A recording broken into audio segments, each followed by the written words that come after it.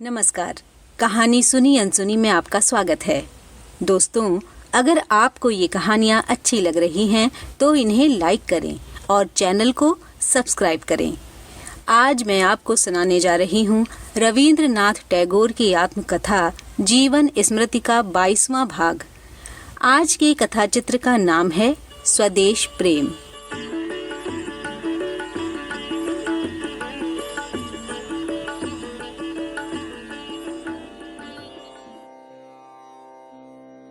बाहर से देखने में हमारे परिवार में बहुत से विदेशी रीति रिवाजों का चलन था, लेकिन उसके अंदर देश के प्रति स्वाभिमान स्थिर ज्योत लिए जाग रहा था। अपने देश को लेकर पिताजी की जो आंतरिक आस्था उनकी जिंदगी के उतार चढ़ाव में बिना टूटे कायम रही थी, उसी ने हमारे पूरे परिवार में स्वदेश के प्रति प्रबल प्रेम का भाव भर रखा था। दरअसल वह वक्त अपने देश के प्रति लगाव जाहिर करने का नहीं था। उस जमाने के पढ़े लिखे लोगों ने देश की भाषा और विचार दोनों को अपने से दूर रख छोड़ा था। हमारे घर में मेरे सभी बड़े भाई हमेशा से मातृभाषा में बात करते आए हैं। पिताजी को यदि उनके कोई नए संबंधी अंग्रेजी में खत लिखते तो उसे वे तुरंत वापस कर देते थे। हमारे घर के सहयोग से उस वक्त हिंदू मेला के नाम से एक मेला शुरू हुआ। नवगोपाल मित्र महाशय के हाथ उस मेले के इंतजामात और देखरेख थी। भारत को अपने देश के रूप में भक्ति के साथ पाने की यह पहली कोशिश थी। संजले भाई साहब ज्योतिरिंद्रनाथ ने उसी वक्त 1874 ईस्वी में जातीय गीत मिल के सब भारत संतान की रचना की थी। उस मेले में देश के प्रार्थना गीत गाए जाते थे और देश के प्रति प्यार की कविताएं पढ़ी जाती थीं। देसी कला कौशल और कसरतों वगैरह की नुमाइश होती थी और देश के अपने फन में माहिर लोगों को इनाम दिया जाता था। लॉर्ड कर्जन के समय में दिल्ली दरबार पर मैंने गद्य में एक अत्युक्ति शीर्षक लेख लिखा था और लॉर्ड लिटन के वक्त में हिंदू मेले का उपहार लिखा था छंद में। उस जमाने की अंग्रेज सरकार रूस से ही डरती थी, लेकिन 14-15 साल के बाल कवि की कलम से उसे कोई डर नहीं था। यही वजह है कि मेरी उस कविता में उम्र के हिसाब से भड़काने वाली काफी बातें होने पर भी तब के प्रधान सेनापति से लेकर पुलिस अधिकारी तक कोई भी जरा भी चौंका तक नहीं। ज्योति दादा की कोशिश से हम लोगों की एक सभा संजीवनी सभा बनी थी। बुजुर्ग राम नारायण बसु महाशय उस सभा के सभापति थे। यह स्वदेशी की सभा थी। कलकत्ता की एक गली में किसी एक पुराने टूटे फूटे मकान में हमारी सभा बैठा करती थी। उस सभा के सारे कार्यक्रम रहस्य से भरे थे। दरअसल उसमें जो छिपाव था वह सिर्फ डर की चीज थी, लेकिन हम लोगों के बर्ताव में राजा या जनता को डराने की कोई भी बात नहीं थी। हम लोग दोपहर को कहाँ क्या करने जा रहे हैं ये हमारे घर वालों को भी नहीं मालूम था। सभा का दरवाजा बंद रहता था और घर में होता था अंधेरा। हमारी दीक्षा होती थी ऋग्वेद मंत्र से और बातचीत होती थी गुपचुप। इसी से सबका ध्यान जाता था। इससे ज्यादा और किसी बात की जरूरत ही नहीं थी। तब मुझ जैसा कोरा नया आदमी भी इस सभा का सदस्य था। इस सभा में हम लोग ऐसे एक पागलपन की गर्म हवा में थे कि दिन रात जोश में उड़ते फिरते थे। शर्म, डर, झिझक कुछ भी हम में बाकी नहीं रह गया था। इस सभा में हम लोगों का खास काम था लोगों को भड़काकर उनके गुस्से की आग में हाथ सेंकना। बहादुरी का भाव कहीं कहीं तकलीफ दे हो सकता है, लेकिन उसके लिए आदमी में एक तरह की गहरी श्रद्धा होती है। उस श्रद्धा को जगाए रखने के लिए सभी देशों के साहित्य में काफी मसाला देखने में आता है। अतः आदमी चाहे किसी भी हाल में क्यों न हो, उसके मन में इसका धक्का लगे बगैर छुटकारा नहीं। हम लोग सभा करके, कल्पना करके, बातचीत करके, गाने गाकर उस धक्के को संभालने की कोशिश किया करते। इस बारे में तो कोई शक ही नहीं हो सकता कि आदमी को जो कुछ कुदरती तौर पर हासिल है और उसके लिए जो कुछ सम्मान करने लायक है, उसके सारे रास्ते बंद कर देने से एक तरह की जबरदस्त घुटन पैदा हो जाती है। एक बड़े राज्य शासन में सिर्फ क्लर्कों का रास्ता खुला रखने के मायने हैं आदमी के चरित्र की अद्भुत ताकत को सहज और स्वस्थ तरीके से चलने का रास्ता न देना। राज्य में बहादुरीपन के जज्बे का भी रास्ता रखना चाहिए, नहीं तो उसका मतलब मनुष्य के धर्म को चोट पहुंचाना होगा। ऐसा न होने से हमेशा गुपचुप उत्तेजना अंदर अंदर न दिखने पर भी बहती रहती है और वहाँ उसकी चाल बहुत ही अनोखी और नतीजा उम्मीद से परे होता है। मेरा विश्वास है कि उस जमाने में अगर सरकार के शक बहुत भयंकर रूप अपना लेते तो हम लोगों की उस सभा में बच्चे जिस बहादुरी का रूपांतर कर हंसाने के लिए अभिनय कर रहे थे वो सख्त दुखांत में बदल सकता था। अभिनय पूरा हो गया, लेकिन फोर्ट विलियम की एक ईंट भी नहीं खिसकी और आज हम उस बीते वक्त की यादों की आलोचना करके हंस रहे हैं। ज्योति दादा को फिक्र हुई कि भारत की एक तयशुदा आम पोशाक होनी चाहिए।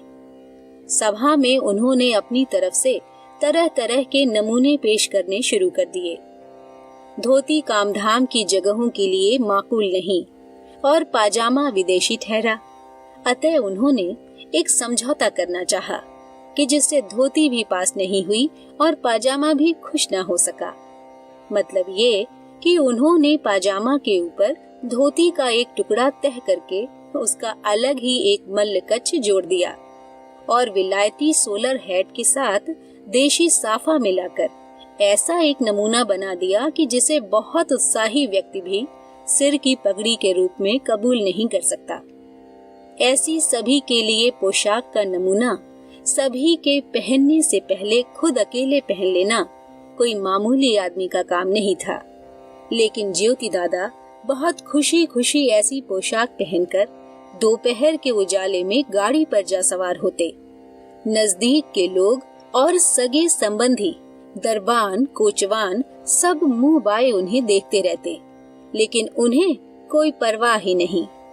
देश के लिए जान निछावर करने वाले बहादुर व्यक्ति बहुत मिल सकते हैं, लेकिन देश की भलाई के लिए ऐसी आम पोशाक पहनकर गाड़ी पर बैठकर कलकत्ता की सड़कों पर घूमने वाले बिरले ही मिलेंगे। हर रविवार को ज्योति दादा पूरे गिरोह के साथ शिकार के लिए जाते थे। बुलाए और बिना बुलाए जो लोग हमारे साथ जाते थे उनमें से बहुत से लोगों को हम पहचानते ही नहीं थे। उस शिकार में खून बहाने से ही सबसे ज्यादा परहेज था। कम से कम वैसा कोई वाकया मुझे तो याद नहीं आता। शिकार की दूसरी सारी तैयारियां खूब धूमधाम से होती थीं।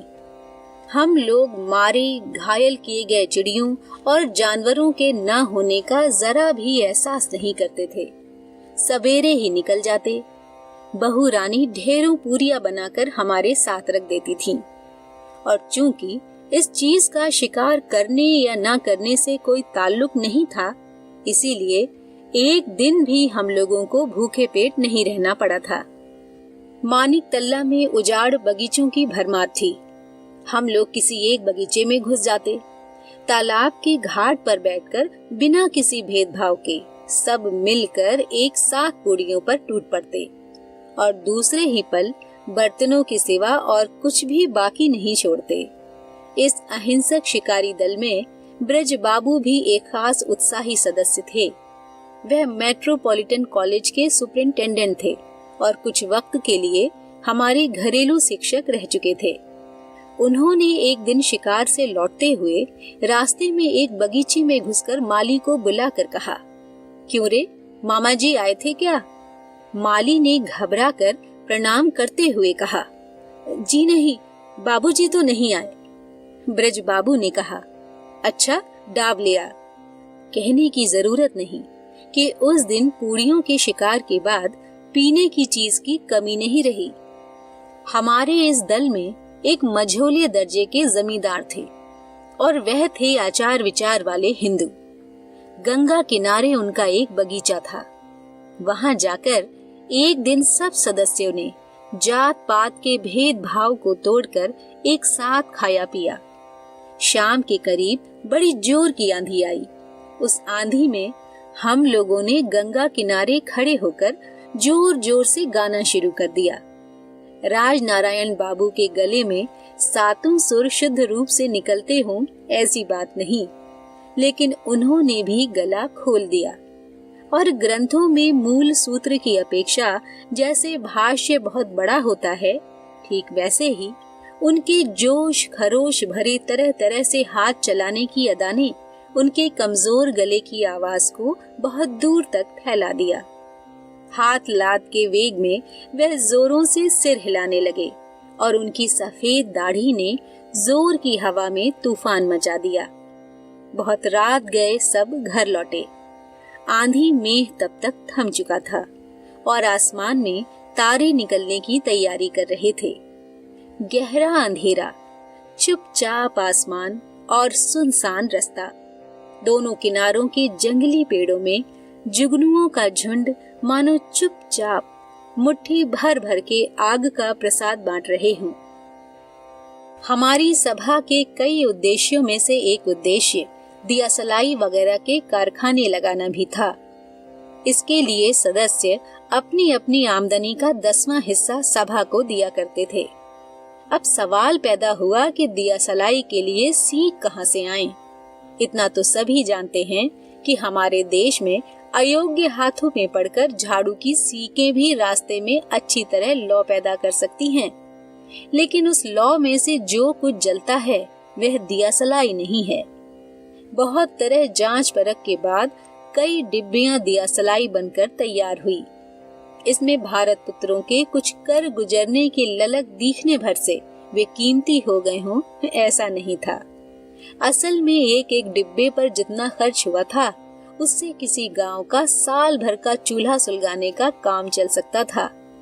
उस पर भी एक दिक्कत ये पेश आई कि आसपास कहीं आग की लौ न हो तो उनका जलना भी मुश्किल मालूम होता था। देश के लिए जबरदस्त लगाव अगर उनकी ज्वलनशीलता को बढ़ा सकता तो अब तक वे जरूर बाजार में चलती रहती। इतने में खबर मिली कि कम उम्र का कोई विद्यार्थी कपड़े की मिल बनाने की कोशिश में लगा हुआ है। हम लोग भी मिल देखने पहुंचे।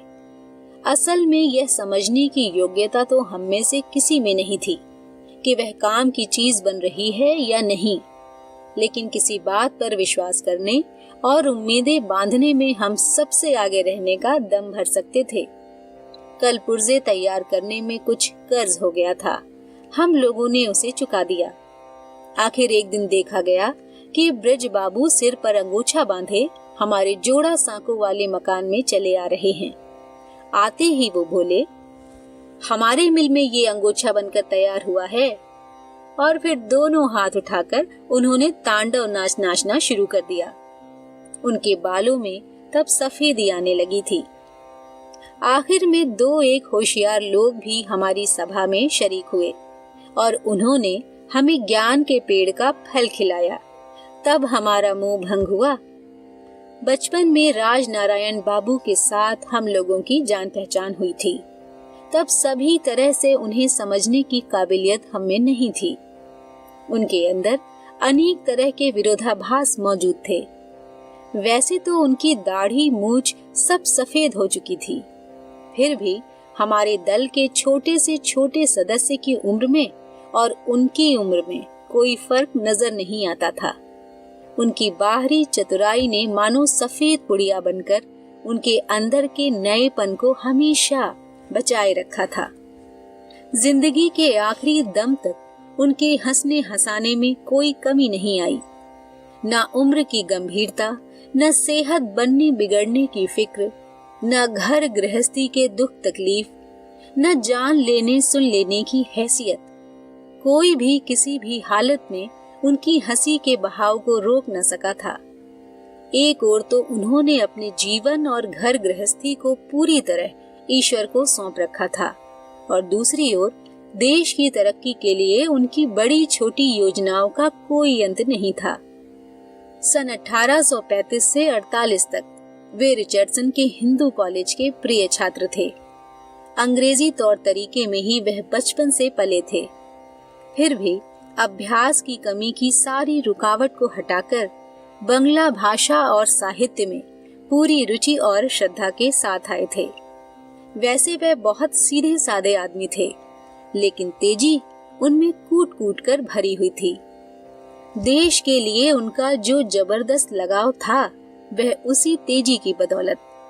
देश की सारी निरीहता और दीनताओं को वे मिटा देना चाहते थे।